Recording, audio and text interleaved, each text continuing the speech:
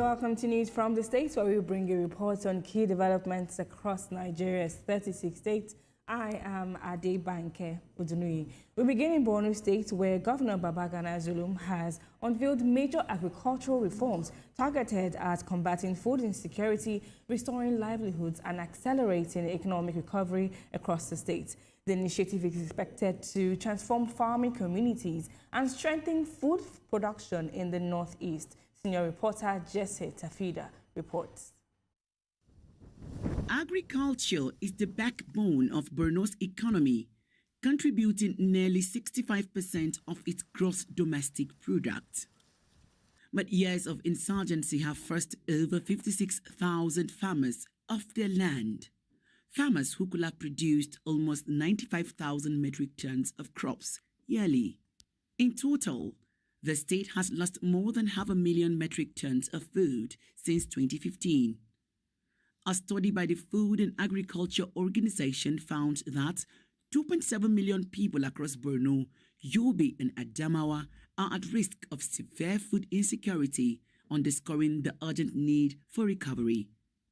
Worried by these figures, Governor Babagana Zulum of Borno says his administration is scaling up interventions to revamp agriculture, especially as peace gradually returns to much of the state. For us here in Borno, agriculture is not just a sector, it is a lifeline. Our administration has prioritized agricultural development not only as an economic strategy, but also as a post-conflict recovery tool.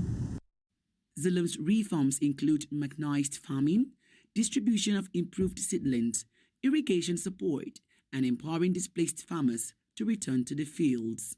We are putting in place a sustainable maintenance framework that promotes accountability, encourages local ownership, and ensures long-term functionality. As a government, we are fully committed to ensuring that these restored assets are properly maintained and put to optimal use. It is a powerful testimony to the importance of continuity in leadership. For many farmers, these measures represent more than government policy. They offer a lifeline and the hope of bountiful harvest. With agriculture holding the key to both food security and economic recovery, Borno's latest reforms could mark a turning point, not just for the state, but for Nigeria's wider agricultural future. Jesse Tafida, TVC News, Maiduguri. Senior reporter Jesse Tafida joins me now to discuss this further. Jesse, the numbers in your report are really staggering. Over 56,000 farmers displaced and 500,000 metric tons of food lost since 2015. How would you describe the scale of agricultural collapse in Borno to someone who hasn't witnessed it firsthand? And also, how urgent are the interventions being offered by the state government? You know, for a state whereby people have been devastated by over a decade-long insurgency, over 20 local government areas have been sacked by the insurgents, prior to now. And all these people, these are the survivors of insurgency, have been in IDP camps for a long time. They only depend on government, to give them food and non-food items to live. Government and non-governmental organizations, development partners continues to come in to provide, succor to these people. Now, you could imagine a state whereby one of the mainstay of these people is farming. And because of this insurgency, most of them have not gone back to their farm for years, some 10, some 11, some 12 years. So you could, picture how the agricultural sector has been devastated.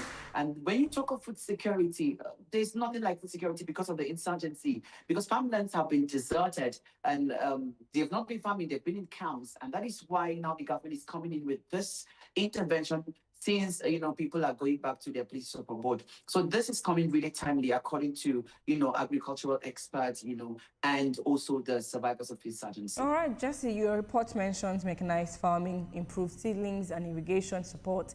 In a post-conflict environment where infrastructure is still very fragile, how realistic is the implementation of these interventions in the state?